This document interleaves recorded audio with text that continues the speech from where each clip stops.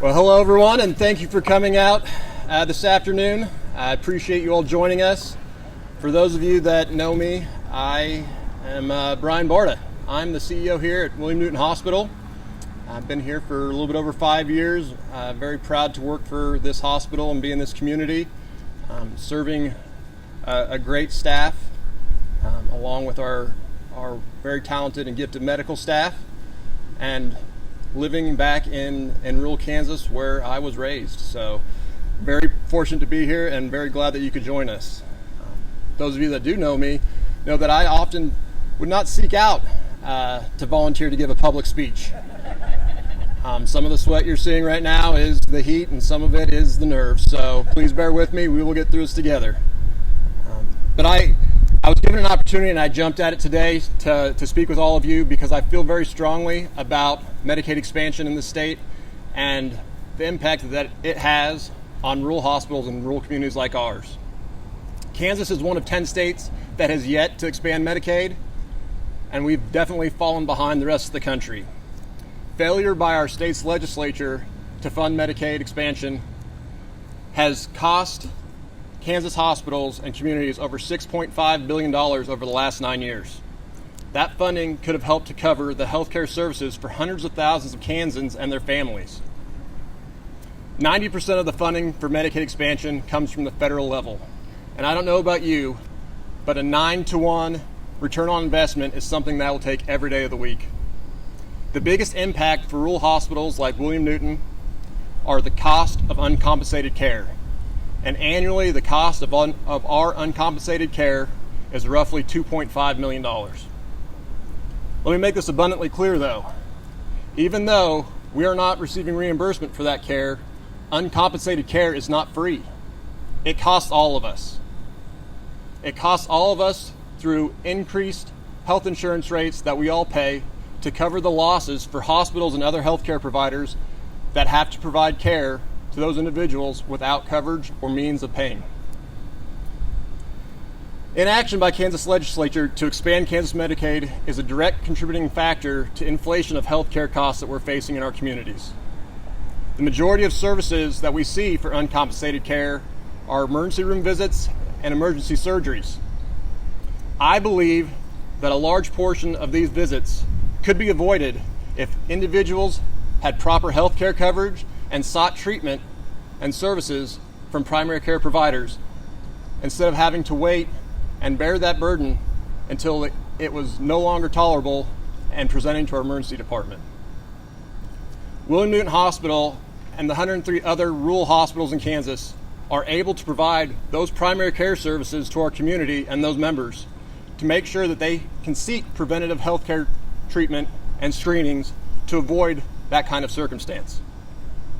The approach of utilizing primary care and preventative service screenings and treatment of chronic conditions is a way that not only tremendously benefits the patients because they're able to monitor and maintain their chronic health conditions through regular visits instead of waiting for catastrophic events, but it helps to engage them and be an active participant in their healthcare coverage. In addition to utilizing primary healthcare services, it helps to reduce the burden on critical access hospitals and rural Kansas hospitals like ours and the emergency departments that they have very stretched and limited resources that they're able to provide. Shifting the care to the primary healthcare model helps to free up those resources in our emergency rooms so those patients that have true emergent needs can be seen in a more timely and efficient manner. Kansas already has a high uninsured rate of 9.2%, above the 8.6 national average. And in our area, we're at an even higher rate of 12.9%. It's estimated that 150,000 Kansans would be eligible for benefits under an expanded Medicaid. Over 1,000 individuals would be eligible in our area alone. Many of those individuals who would receive coverage under expanded Medicaid are hardworking Kansans that work for small employers who are unable to provide health care benefits to their employees, or those that make just over the threshold for income under the current system, but not enough to go out and purchase health care coverage on the marketplace while still providing for the rest of their family's needs. Surveys show that 8 out of 10 Kansas voters want their elected officials to vote to expand Medicaid. And although some have made the topic of Medicaid expansion a partisan and political issue, it is truly an issue that is facing all Kansans right now. In 2017, bipartisan effort had legislation passed both the House, Senate, and the state House and Senate, and fell just slightly shy of the 2/3 majority needed to cover the veto from Governor Brownback. The legislature now has the opportunity in the upcoming session to take action and to finally pass the Medicaid expansion supported by Kansans to help address the healthcare inequities and the physical, mental, and economic issues that are facing Kansans today. At this time, I would like to turn it over and introduce Alex Gottlob, owner of Gottlob Lawn Landscape, to share his perspective regarding the importance of having critical healthcare services in rural communities like ours, as well as the impact of how Medicaid will impact small family-owned businesses. Thank you.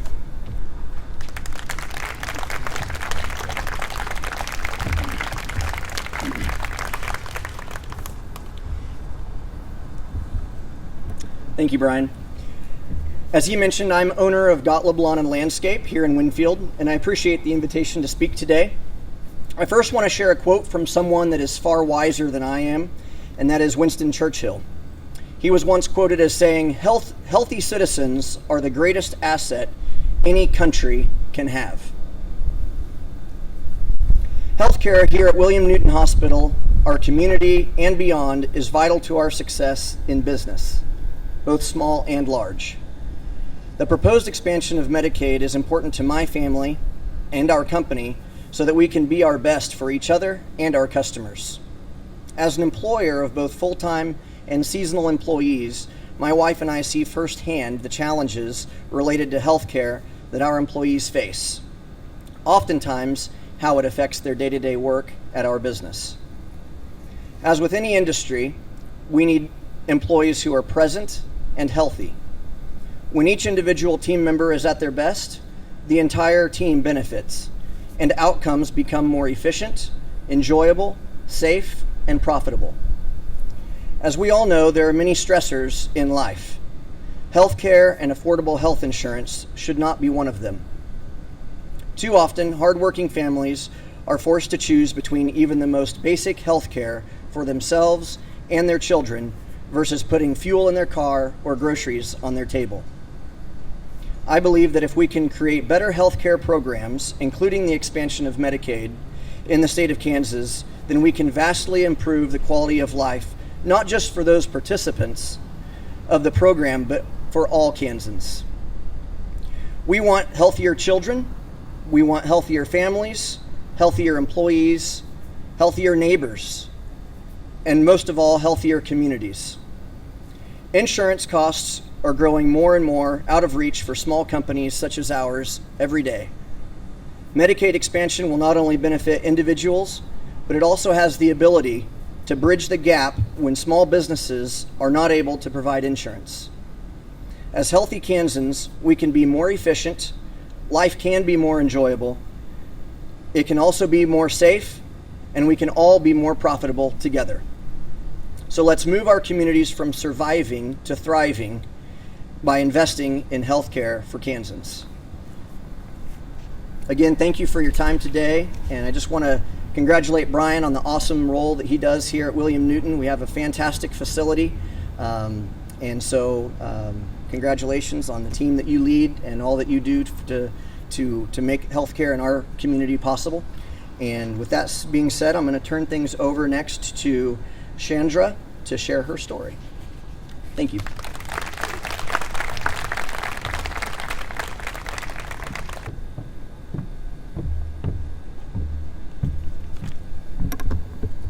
Hello, my name is Chandra DiPiazza. I'm an English teacher and a writer from Wichita, Kansas. But today I'm not here to tell my own story. I'm here to share the story of my mother and her memory. My mother, Joanne, was a single mother who worked long hours in service industry jobs that did not provide health insurance. But she always earned just a little too much to qualify for CanCare. Because of these factors, she never had full inclusive access to health care. My mother had chronic asthma from childhood, and later in life she also developed diabetes. And because of her inability to access affordable health insurance or qualify for CanCare, she, like many other Kansans, would often put off her own health care needs until it was an emergency. It was always a struggle. She tried to receive health care through local, low-cost clinics in the Wichita area, but these appointments were often hard to get and would be booked weeks out in advance. And when her conditions became dire, she would have no choice but to go to the ER to receive treatment. This made my mother's life incredibly hard. When Medicaid expansion was included in the Affordable Care Act, my mother had hope. She thought she would finally be able to be insured and receive health care. But Kansas didn't expand Medicaid, and it was a devastating heartbreak to our family. She didn't make enough to qualify for insurance through the ACA, and she, like 150 other Kansans, found herself in what we call now the health care gap. In 2016, my mother was having a hard time breathing and went to a local clinic. A few days later, the doctor called and wanted her to have a CT scan because her x-rays were concerning. But since she didn't have health insurance, that would require a lot of calls and hoops to jump through.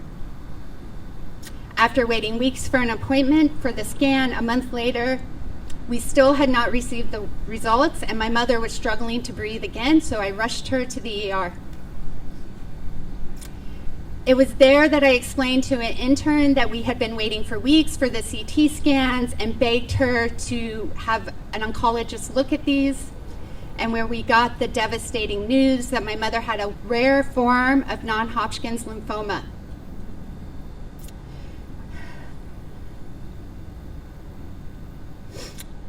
She was referred to a specialist who told her that with treatment, her outlook was good. But since she had a very aggressive form of cancer, that she would need to start chemo as soon as possible. In fact, he wanted her to start the next day. But when he found out that my mother did not have health insurance, she would have to pay $500 a week. We don't need that. $500 a week to make sure that she could start the chemo. And that was money that my family did not have. And it was only because a friend offered to loan us $500 so she could get the first round of chemo was she able to access health care. She started chemo, but it was too late, and she died in the hospital 8 days later. She died from a cancer that for most people with health insurance is curable.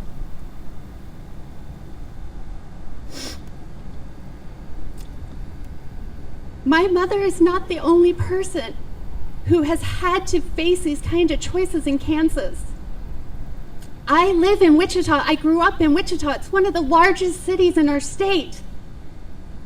There is more than enough access to health care there. This breaks my heart because it means that my fellow Kansans in small places cannot access care.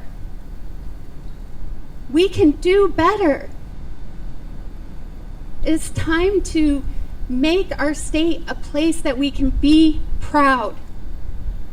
And today, in her memory, I ask you, my fellow Kansans, to please contact your local officials and ask them why this hasn't happened yet. It's time. And now, oh my gosh, I'm so nervous. This is so crazy to me, you guys. And now I would like to introduce the governor of the great state of Kansas, Laura Kelly.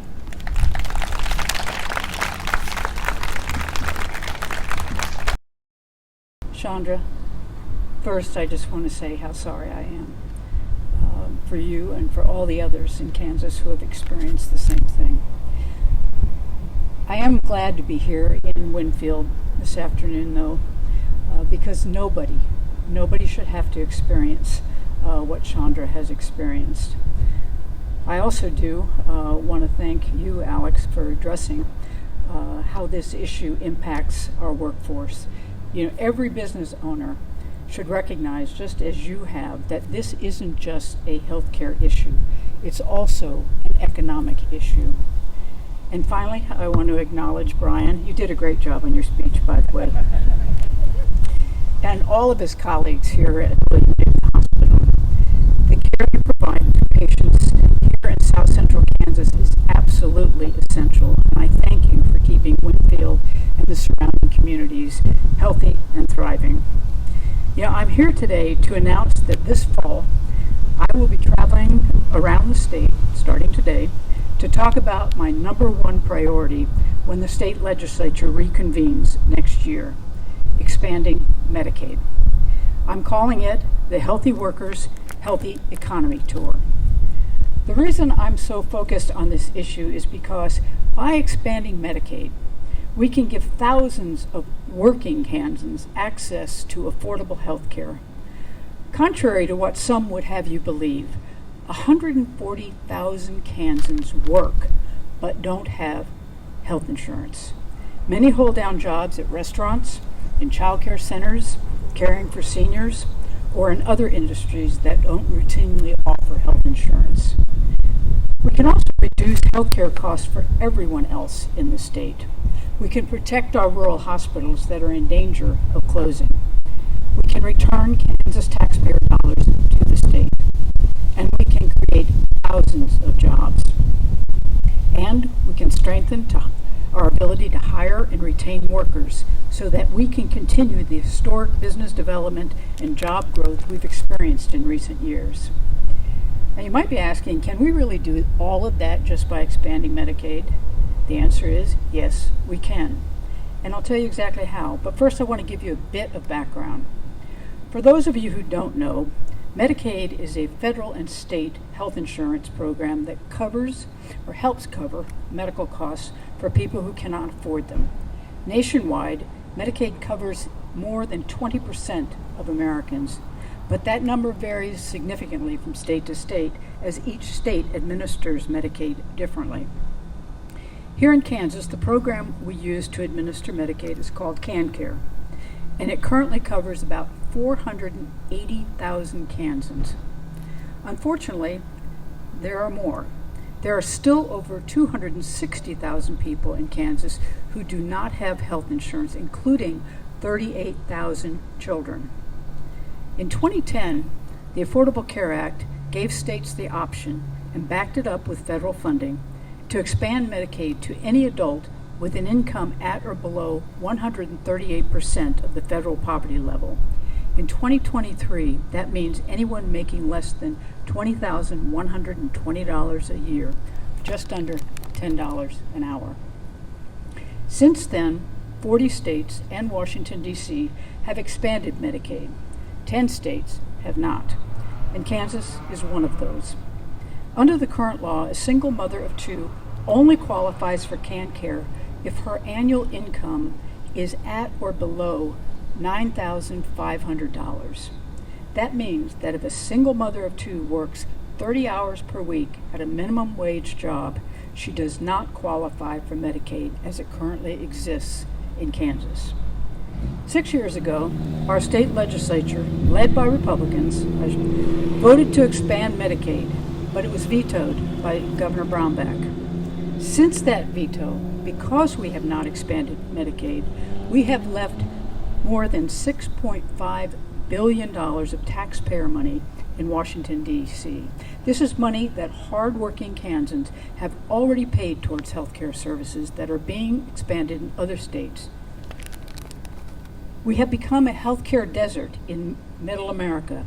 Every state bordering us has expanded Medicaid, including Republican-led states like Missouri, Nebraska, and Oklahoma. We're experiencing an unprecedented worker shortage because healthcare professionals are leaving in droves for higher paying jobs and better benefits in our neighboring states that have expanded Medicaid. 6 rural hospitals have closed, and more are at risk of shutting their doors due to financial constraints and worker shortages. It doesn't have to be this way. Every year I've been governor, including earlier this year, I have introduced a bill to expand Medicaid with support from both sides of the political aisle. And every year it has been rejected by Senate and House leadership. Every year, the expansion bill I've introduced has been custom tailored to address concerns we heard from the opponents the previous year.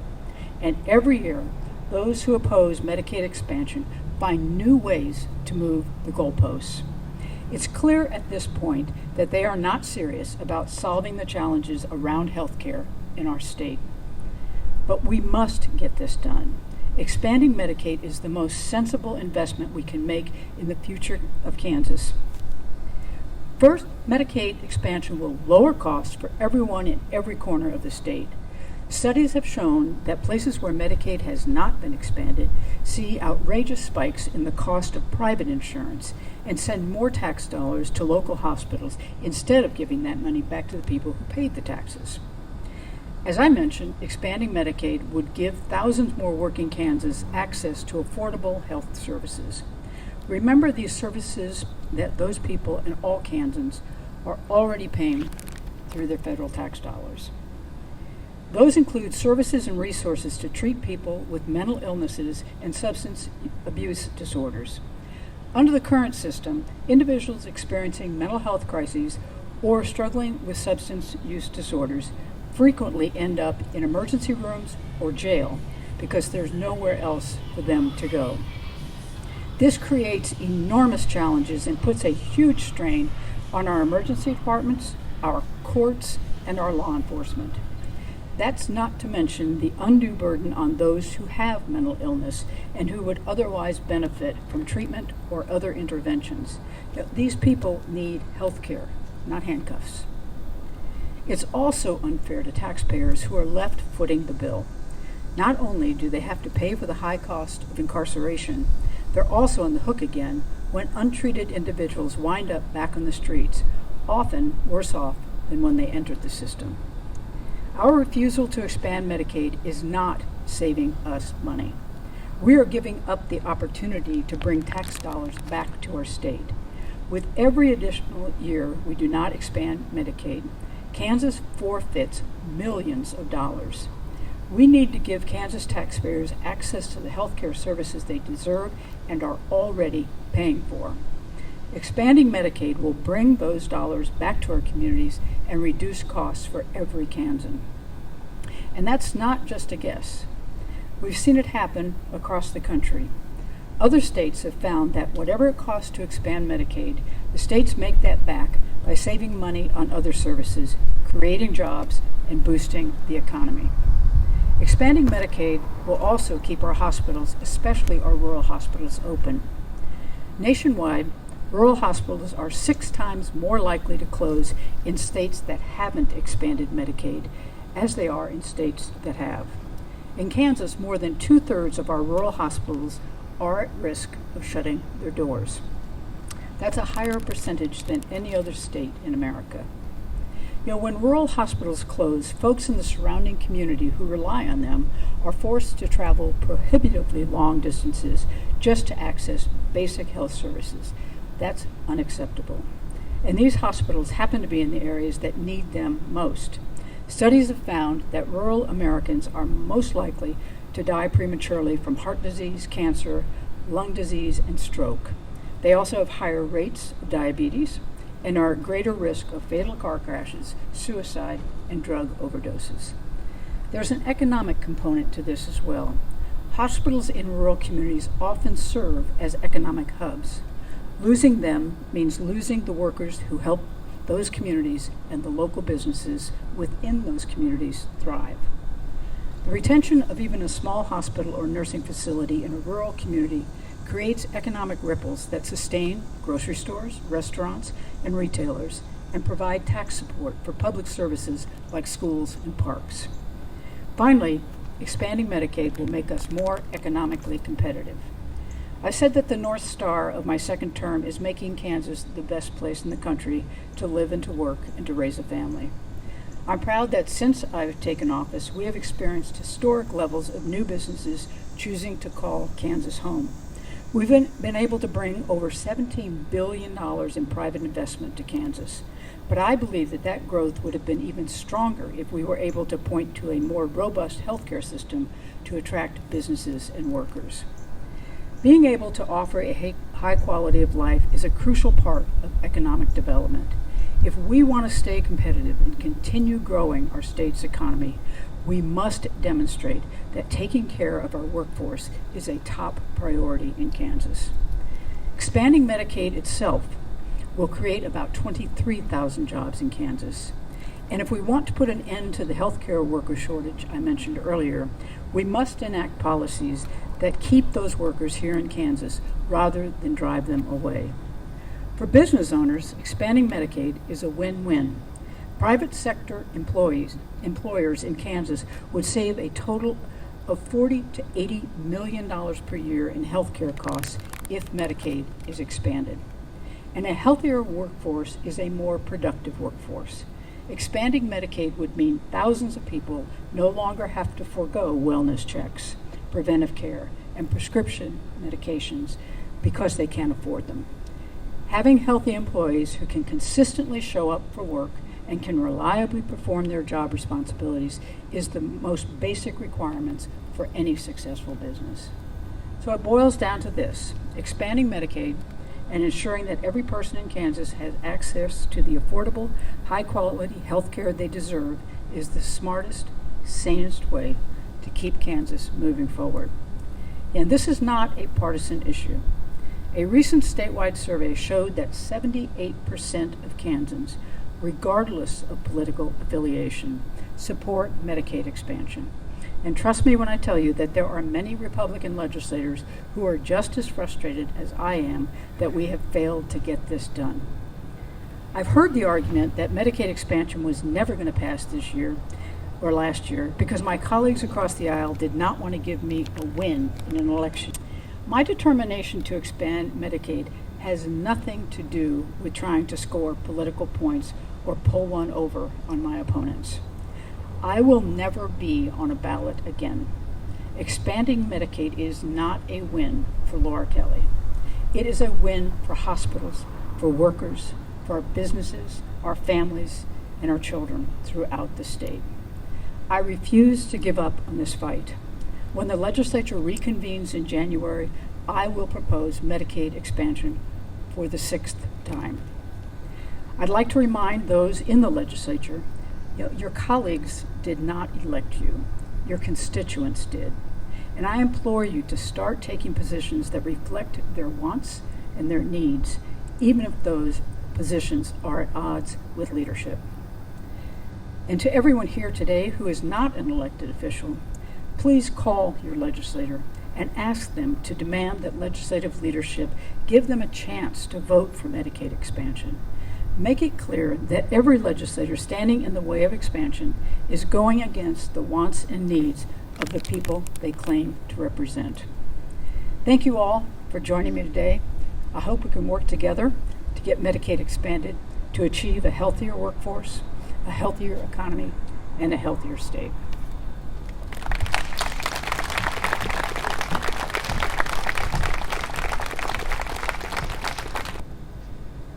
We're going to open it up to some reporter questions now.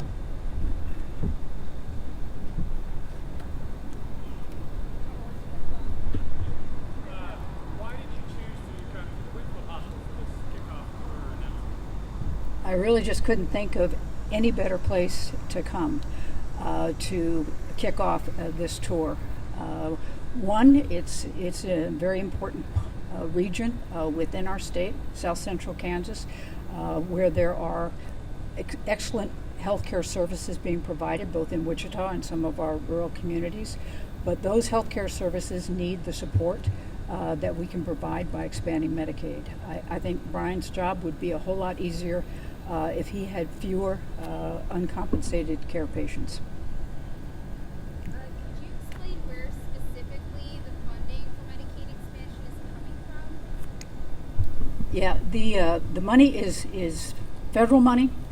Right now, 90% of each Medicaid dollar under expansion would be paid for by the federal government. Kansas would pick up the other 10%. So would that affect taxes or anything like that? We have more than enough revenue coming in to cover the expenses that Kansas would incur. I also expect that were we to expand Medicaid, that we actually will see savings in other areas because people are getting preventive care and we're not having to pick up the cost for the emergency care for correctional services.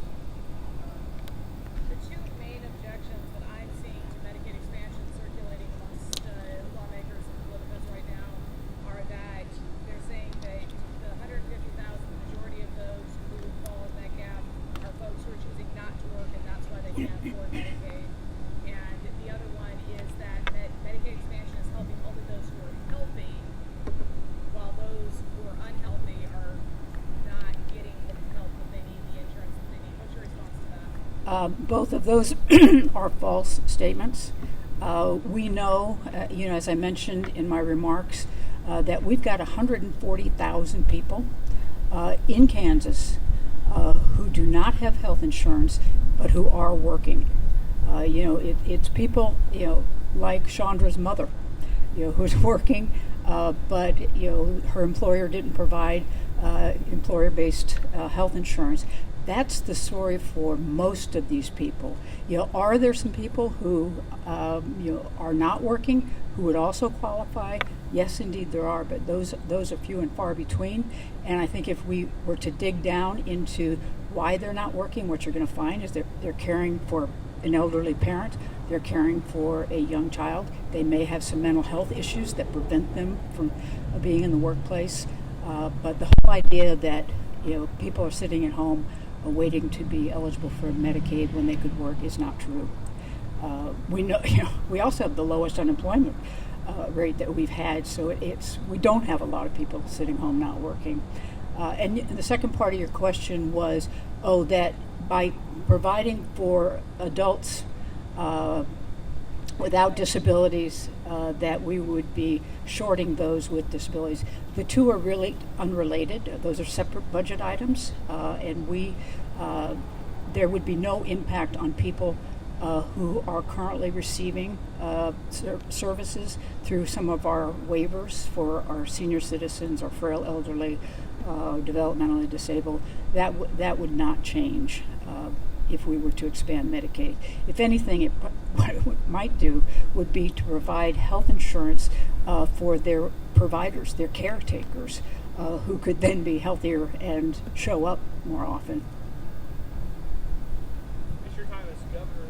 I know this has been a project of yours that you've been wanting to get done.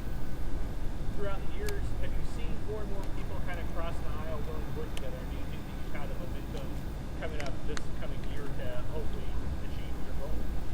Well, I think it was mentioned that we actually, the legislature did pass Medicaid expansion in 2017, and then it was vetoed.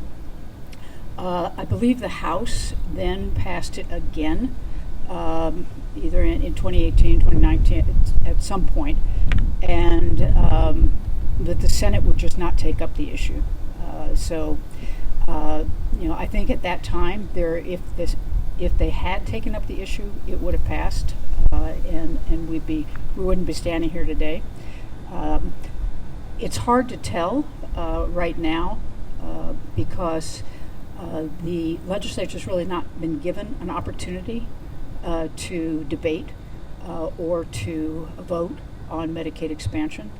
But I have no doubt that the legislators, particularly those from our rural areas, are fully cognizant of the impact that Medicaid expansion would have on their communities, and I believe that they're in the legislature to represent the best interests of their communities. Last question. Governor, you mentioned the popularity of Medicaid expansion, something you've been pushing for back in the legislature. Obviously, elected handily the first time, won your re-election again. We know the popularity across the state for it. So why is it then that you've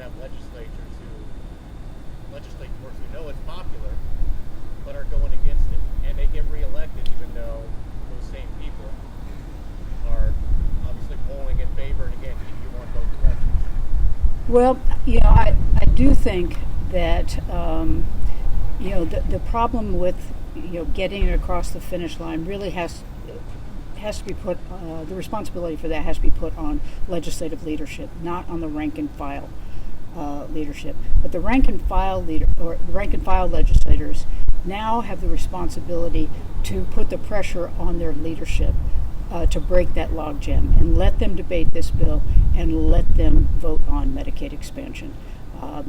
They want, and let's not forget that we're coming up on an election year. So I think that it would be a great time for the citizens of our communities to make it very clear to their legislators that they want them to demand that their leadership give them the opportunity to vote on this.